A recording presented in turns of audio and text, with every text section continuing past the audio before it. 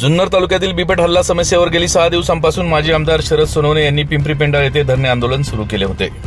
आज जिल्हाधिकाऱ्यांच्या आश्वासनानंतर आज रात्री 8 वाजता आमदार शरद सोनवणे यांनी आंदोलन मागे घेतले। दरम्यान या अनुषंगाने आज पुणे येथे जिल्हाधिकारी सुहास दिवसे यांच्या कार्यालयात सकाळी 11 वाजता जुन्नर तालुक्यातील सर्वपक्षीय कार्यकर्ते पदाधिकारी उपस्थित होते। जिल्हाधिकाऱ्यांनी जुन्नर तालुका हा आपत्तीग्रस्त तालुका जाहीर करून आपत्कालीन निधी म्हणून 5 कोटी रुपये निधी उपलब्ध व्हावा अशी शासनाकडे मागणी केली असल्याचे आज रात्री शरद सोनवणे यांनी घेतलेल्या पत्रकार परिषदेत सांगितले। आज जिल्हाधिकारी कार्यालयात सर्वपक्षीय पदाधिकारी यामध्ये सत्यशील शेरकर, शरद लेंडे, देवराम लांडे, सुरेखा वेठेकर, सचिन वाळुंज, पिंटू शेटदेवकर, शेतकरी संघटनेचे अंबादास हांडे, मकरंद पाटे, भानुविलास गाडवे, संतोष घोटणे, जयसिंग पोटे, बाबू पाटे, सीमा सोनवणे, किसन कुटे, धनंजय डुमरे, राजू वामन, जयसिंग पोटे, सरपंच विकास राऊत, हर्षल गावडे आदी मान्यवर उपस्थित होते। दरम्यान रात्री 8 वाजता शरद सोनवणे यांनी पत्रकार परिषद झाल्यानंतर भानुविलास गाडवे व देवदत्त डुमरे यांच्या विनंतीला मान देऊन आंदोलन मागे घेत असल्याचे सांगितले। याच बातमीचा प्रत्यक्ष आढावा घेतला आहे आपला आवाज न्यूज नेटवर्कचे कार्यकारी संपादक किरण वाजगे व प्रतिनिधी कैलास बोडके यांनी। पाहूयात।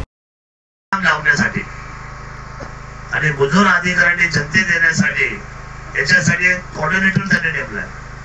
कोऑर्डिनेटर म्हणजे समन्वय अधिकारी। आदरणीय प्रांत अधिकारी गोविंदजी शिंदे जे आपले आहेत त्यांना जनता आणि फॉरेस्ट अधिकारी यांच्यामध्ये 8 दिवसातून एक कंपल्सरी आढाव्याची बैठक लावायला त्यांची आज नियुक्ती केली आहे। हे आजच्या मीटिंगचं फलित आहे हे मला आपल्या सर्वांना सांगितलं पाहिजे। 3 फेज लाईटच्या बाबतीमध्ये आपल्याला कल्पना आहे की घोषणा फार झाल्या, पण 3 फेजच्या बाबतीमध्ये आजच कलेक्टर साहेब बोलले की मी स्वतः एमएससीबीच्या असलेल्या मुख्य सचिवाकडे म्हणजे महाराष्ट्राचे जे मुख्य सचिव आहे माझी मागणी म्हटले मी आहे स्वतः आपत्कालीनचा प्रमुख, मी आहे कलेक्टर, ते जाऊ द्या म्हणजे राजकीय सगळ्या गोष्टी, पण मी स्वतः या बाबतीमध्ये डिसिजन करून आपल्या सर्वांना मी दिवसा 3 फेज लाईट द्यायची जबाबदारी ही कलेक्टरची आहे अशा पद्धतीचा प्रस्ताव आजच एमएससीबीकडे जाण्यासाठी निर्णय झालेला आहे। आणि काही दीर्घकालीन उपाययोजना तर काही तातडीच्या उपाययोजना अशा पद्धतीने अशी सुंदर अशा पद्धतीची बैठक आज झाली। विशेष वाटलं की आज अमोल सातपुते जे होते ते माझ्या बाजूला उभे राहून त्यांना सुद्धा वाटलं की आज इतका बोट तडकरे शरद सोनवणे आणि सगळे सहकारी म्हणत होते आपले, त्यांनी मान्य केलं की एकही बळी जाता कामा नये।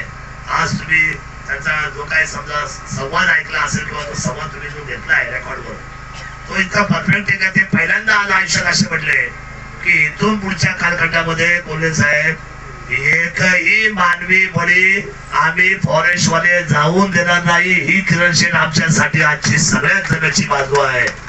आणि मी सुद्धा निश्चित सांगतो तुम्हाला सर्वांना प्रामाणिकपणे मी कलेक्टरला सुद्धा सांगितलं एक जरी जुन्नर तालुक्यातली आमची माता भगिनी आणि आमचा कुठलाही मनुष्य व्यवस्थेतला माणूस जर बळी ठरू नये परमेश्वरला विनंती आहे, पण जर ठरला तर फॉरेस्टचं ऑफिस आणि फॉरेस्टचे सर्व अधिकारी आम्ही शटडाऊन करून याचा सेंटर खाली घेऊ आणि असलेल्या त्या जबाबदार सर्व असलेल्या फॉरेस्टच्या केंद्रापासून दिल्लीपासून तर राज्याच्या प्रमुख लोकांना जुन्नर मध्ये आल्याशिवाय हे आम्ही ऑफिस चालू करून देणार नाही। हा पवित्रा मात्र आजचा इथून पुढच्या कालखंडामध्ये आम्ही प्रखरतेने घेतलेला आहे। शेवटी लुटूपुटीची लढाई राहिलेली नाही, आता ही लढाई टोकाची आहे, ही लढाई जीविताची आहे।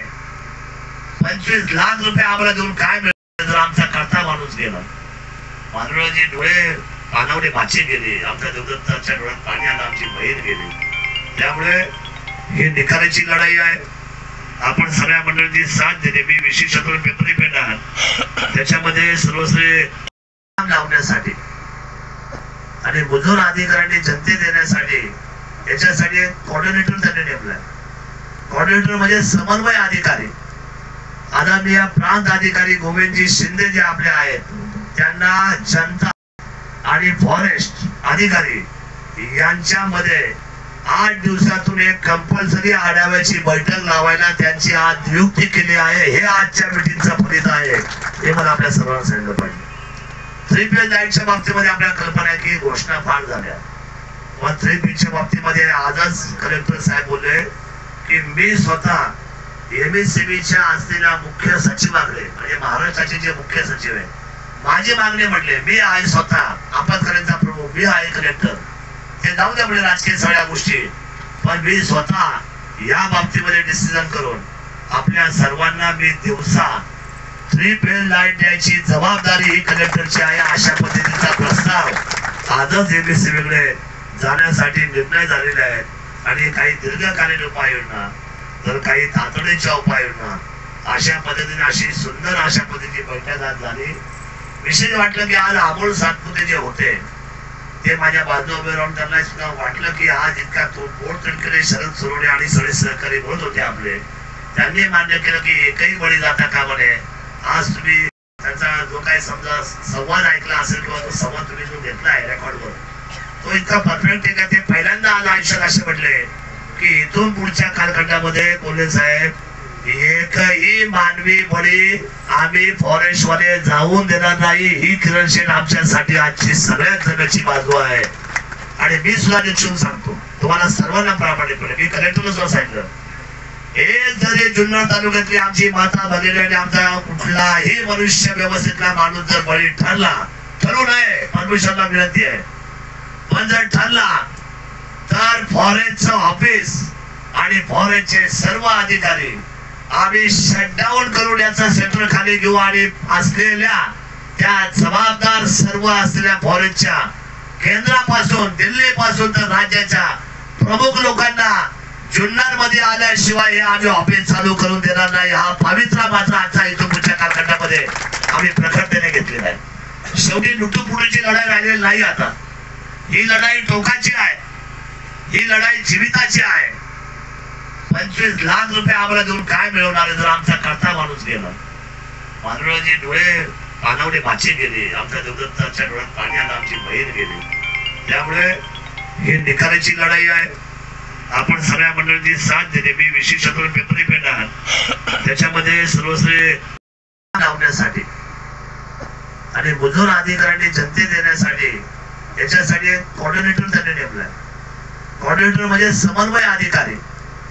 आदरणीय प्रांत अधिकारी गोविंदजी शिंदे जे आपले आहेत त्यांना जनता आणि फॉरेस्ट अधिकारी यांच्यामध्ये 8 दिवसातून एक कंपल्सरी आढाव्याची बैठक लावायला त्यांची आज नियुक्ती केली आहे. हे आजच्या मीटिंगचं फलित आहे, हे मला आपल्या सर्वांना सांगितलं पाहिजे. 3 फेज लाईटच्या बाबतीमध्ये आपल्याला कल्पना आहे की घोषणा फार झाल्या, पण 3 फेजच्या बाबतीमध्ये आजच कलेक्टर साहेब बोलले की मी स्वतः एमएससीबीच्या असलेल्या मुख्य सचिवाकडे, म्हणजे महाराष्ट्राचे जे मुख्य सचिव आहे, माझी मागणी म्हटले, मी आहे स्वतः आपत्कालीनचा प्रमुख, मी आहे कलेक्टर, ते जाऊ द्या म्हणजे राजकीय सगळ्या गोष्टी, पण मी स्वतः या बाबतीमध्ये डिसिजन करून आपल्या सर्वांना मी दिवसा 3 फेज लाईट द्यायची जबाबदारी ही कलेक्टरची आहे. अशा पद्धतीचा प्रस्ताव आजच एमएससी वेगळे जाण्यासाठी निर्णय झालेले आहेत. आणि काही दीर्घकालीन उपाययोजना, तर काही तातडीच्या उपाययोजना, अशा पद्धतीने अशी सुंदर अशा पद्धतीची बैठक आज झाली. विशेष वाटलं की आज अमोल सातपुते जे होते ते माझ्या बाजू उभे राहून त्यांना सुद्धा वाटलं की आज इतका बोट तडकरे शरद सोनवणे आणि सगळे सहकारी म्हणत होते आपले, त्यांनी मान्य केलं की एकही बळी जाता का म्हणे. आज तुम्ही त्यांचा जो काही समजा संवाद ऐकला असेल किंवा तो संवाद तुम्ही जो घेतला आहे रेकॉर्डवर, तो इतका परफेक्ट आहे का ते पहिल्यांदा आज आयुष्यात असे म्हटले की इथून पुढच्या कालखंडामध्ये कोल्हे साहेब एकही मानवी बळी आम्ही फॉरेस्ट मध्ये जाऊन देणार नाही. ही किरण शेठ आमच्यासाठी आजची सगळ्यात जगाची बाजू आहे. आणि मी सुद्धा निश्चित सांगतो तुम्हाला सर्वांना प्रामाणिकपणे, मी कलेक्टरला सुद्धा सांगितलं, एक जरी जुन्नर तालुक्यातली आमची माता भगिनी आणि आमचा कुठलाही मनुष्य व्यवस्थितला माणूस जर बळी ठरू नये, परमेश्वरला विनंती आहे, पण जर ठरला तर फॉरेस्टचं ऑफिस आणि फॉरेस्टचे सर्व अधिकारी आम्ही शटडाऊन करून याचा सेंटर खाली घेऊ आणि असलेल्या त्या जबाबदार सर्व असलेल्या फॉरेस्टच्या केंद्रापासून दिल्लीपासून तर राज्याच्या प्रमुख लोकांना जुन्नर मध्ये आल्याशिवाय हे आम्ही ऑफिस चालू करून देणार नाही. हा पवित्रा मात्र आजचा इथून पुढच्या कालखंडामध्ये आम्ही प्रखरतेने घेतलेला आहे. शेवटी लुटूपुटूची लढाई राहिलेली नाही. आता ही लढाई टोकाची आहे, ही लढाई जीविताची आहे.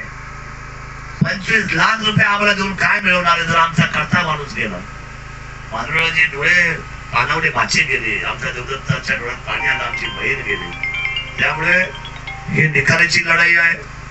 आपण सगळ्या मंडळींची साथ देते. मी विशेष पिंपरी पेंढा त्याच्यामध्ये सर्वस्वी आता येतो म्हणजे माहिती आहे. शरद सोडले येतो म्हणजे तो काय खाली हात येणार नाही आणि काहीतरी दिल्याशिवाय निवडणुका येतात. लोक निवडणुकीचा विचार करून काम करतात. आता रस्त्याने एक फोन आला मला. मी बसलो इथे नुकताच बसलो होतो आणि हे आमची सगळी पत्रकार बसली होती. मी ओळखत पण नाही. एक भले कुटुंब, भले म्हणजे कोण? आमचा ठाकर समाज. कुठे? आमचा डिंगोळचा. मला नाव द्या. भलेवाडीचा. मला नाव पण आता आठवत नाही. ते आवाज येत नव्हता. मला त्याने विचारलं, दादा तुम्ही शरद दादा बोलते? अहो म्हणलं मी शरद दादा सोडले बोलतो. अहो म्हणले माझ्या भावाचा अपघात झाला. म्हटलं कुठे? म्हणजे टिकेकरवाडीच्या ठाकरवाडीला असतो तो, त्याचा अपघात झाला. बरं म्हटलं मग? तर आम्हाला काही लोकांनी सांगितलं का तुमच्याकडे पैसे नाही, तुम्हाला मोफत ऑपरेशन करायचं आहे, लोकांना मारायला तुम्ही तिकडे याला जा वेळ घाटामध्ये. कुठे? लोणे कुठे? घोटी. या बाईला होत्या ऐकलं घोटी. आणि घोटीला जा म्हणजे आम्ही त्याला सकाळपासून त्या डोळ्यांना इथं आलं. ते लोक म्हणतात हॉस्पिटलवाले फुकट काहीच होणार नाही, तुम्हाला 25 डिपॉझिट भरावं लागेल आणि 15,000 तुम्हाला रोज खर्च आहे मेडिसिनचा आणि औषध उपचाराचा. आमच्या पायाखाची वाळू सरकली. साहेब आता आमच्याकडे पैसे नाही, आम्ही गरीब आहे, मला गाडीला भाडं नाही, भाऊ आजारी आहे, त्याच्या डोळा मार लागलेला, तो पेशंट आहे, मी काय करू? अरे म्हटलं ताई तू काळजी करू नको. मला नाव माहित नाही, मला चेहरा माहित नाही, मला माणूस माहित नाही, मला माहिती आहे फक्त मदत केली पाहिजे. मी तत्काळ फोनवर तिला सांगितलं गाडी पाठीमागे फिरव. आळे फाट्याला आमच्या एंडिंगला डॉक्टर सतीश डेरे उपचार करतील. पैशाची जबाबदारी माझी आहे, तू त्याच्यामध्ये हे असतं आमच्या कामाची व्यवस्था. आम्हाला छत्रपती शिवराय आम्ही सांगतो तर छत्रपती शिवरायासाठी आम्ही वागतो देखील. शिवराय सांगणं सोपं आहे पण शिवराय होणं अवघड आहे. बाबासाहेब सांगणं सोपं आहे पण बाबासाहेब होणं अवघड आहे. महात्मा ज्योतिबा फुले सांगणं सोपं आहे पण महात्मा फुले होणं अवघड आहे. अण्णाभाऊ सांगणं सोपं आहे पण अण्णाभाऊ होणं अवघड आहे. माझा बिरसा मुंडा सांगणं सोपं आहे पण बिरसा मुंडा होणं अवघड आहे. मला शपथ आहे माझ्या समाजाला आपण हातात हात घेऊया. इथून पुढे जुन्नर तालुक्याच्या सर्वसामान्य माणूस जर शिक्षणापासून वंचित असेल आणि आरोग्यापासून वंचित असेल तर त्याला उभा करण्याची नैतिक जबाबदारी आपल्या एकजुटीची राहील आणि तुमची साथ मला मिळाली पाहिजे एवढाच विश्वास आजच्या कार्यक्रमाच्या निमित्ताने व्यक्त करतो. आधीच काही बोलत नाही. मी तुमच्याकडे काय मागितलं? 5 वर्ष मी तडफडतो. इथल्या कार्यकर्त्यांनी मला या गावाने मला आसरा दिला, जेवण दिलं, सर्व काही गोष्टी मला इथे बसवून तालुक्यातल्या तमाम शेतकऱ्यांनी मला आधार दिला इथे बसण्याचा. एक 7 ते 8 हजार लोक या तालुक्यातली येऊन मला भेटून गेले. एक दिवस पिंपरी पेंढाने संपूर्ण कडकडीत बेडेकर सर आपण सर्वांनी सरपंच ताई आपण सर्वांनी बंद पाळला. गावाची एकात्मतेचं दर्शन या समाजाला घडून दाखवलं. ज्या दिवशी गाव बंद केला आणि संपूर्ण कारभार बंद करून तुम्ही इथं आला त्या दिवशी आमच्या डेरे ताईला भावपूर्ण आदरांजली ही गावाची गेली हे मला आपल्याला जाणीवपूर्वक सांगितलं. शेवटी दुःख आपल्या प्रत्येकाच्या अंगामध्ये उभा आहे.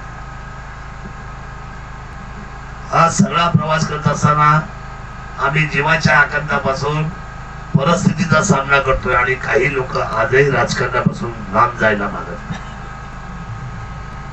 इथल्या कार्यकर्त्यांनी मला या गावाने मला आसरा दिला, जेवण दिलं, सर्व काही गोष्टी मला इथे बसवून तालुक्यातल्या तमाम शेतकऱ्यांनी मला आधार दिला इथे बसण्याचा. एक 7 ते 8 हजार लोक या तालुक्यातली येऊन मला भेटून गेले. एक दिवस पिंपरी पेंढाने संपूर्ण कडकडीत बेडेकर सर आपण सर्वांनी सरपंच ताई आपण सर्वांनी बंद पाळला आणि गावाची एकात्मतेचं दर्शन या समाजाला घडून दाखवलं.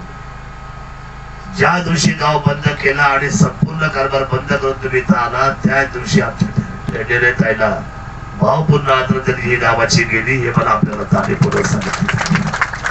शेवटी दुःख आपल्या प्रत्येकाच्या अंगामध्ये उभा आहे. हा सगळा प्रवास करत असताना आम्ही जीवाच्या आकांतापासून परिस्थितीचा सामना करतोय आणि काही लोक आजही राजकारणापासून लांब जायला मागत नाही. अरे जिथं नागपूरला सगळ्यांच्या बायका जात होत्या, मी गेले का नागपूरला? राजकारण करता? हा खूप सेन्सिटिव्ह विषय. इथं आमदारकीचं आणि ह्याचं काही नाहीये, कळलं का? प्रत्येक वेळेस आपण बघावं काही ना काहीतरी फालतूचे मुद्दे काढायचे, त्याच्यावर बोलायचं, ज्या गोष्टीची आपल्याला काही माहिती नाही. अरे एकत्र या, सगळ्यांना सांगतोय ना, हा हे सगळ्यांसाठी चाललेले आहे. आज जर कोणावर उद्या काय आमदार खासदार त्याला माहितीये, हा आमदार आहे, हा खासदार आहे, हा श्रीमंत आहे, हा गरीब आहे, माहितीये का? पण झालेले ते गरिबांवर हल्ले झालेले. का झालेले? कारण अभाव, सुखसोयींचा अभाव, लाईटीचा अभाव, अडचणींचं. तसं कोणावर बाकी दुसऱ्या कोणावर झालेले नाहीये, गरिबांवरच झालेले. गरिबांचीच माणसं गेलेली आहेत. आज लहान लहान मुलं गेलेली आहेत. काही वाटत नाही आपल्या घरातलं कोणी गेलं आपल्याला कसं वाटेल? आणि कोणत्याही गोष्टीची माहिती नसताना टीका करणं, काहीतरी बोलणं, हा हे कष्ट करून दाखवा. मी म्हणते ना, माणूस प्रामाणिक. आज मी का पाठवलं बरं तालुक्यामध्ये? मला माहिती ना माझा नवरा कसा आहे. कोणाला हाऊस आहे ह्या आमदारकीची भूक आहे आम्हाला?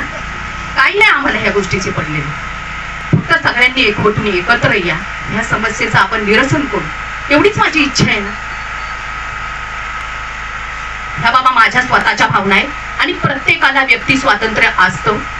माझा कधी कधी तोल जातो, मला राग सहन होत नाही, कारण हे सत्य आहे. मी स्वतः हे बघते, मी अनुभवते. पण माझा नवरा ऐकतो का? जर एखादी गोष्ट करायची म्हटल्यावर ते किती जिद्दी आहे. नका करू तुम्ही हे, नका हे. मी किती वेळा बोलते, मी खोटं बोलत नाही, मी खूप वेळा बोलते, तुम्ही काही करू नका. कोणासाठी चाललंय हे सगळं? आपल्यासाठी तर काही चाललेलं नाही बाबा. पण तरी ऐकताय का? ऐकतात का ते कधी? कोणाचं चाललंय ना, त्यांचं काम आपलं चालूच आहे. मग ह्याची कदर करा बाबा, त्या माणसाच्या कष्टाची कदर करा आणि सगळ्यांनी एकत्र येऊन हे निर्णय घेऊन ह्या समस्येवर निरसन करा.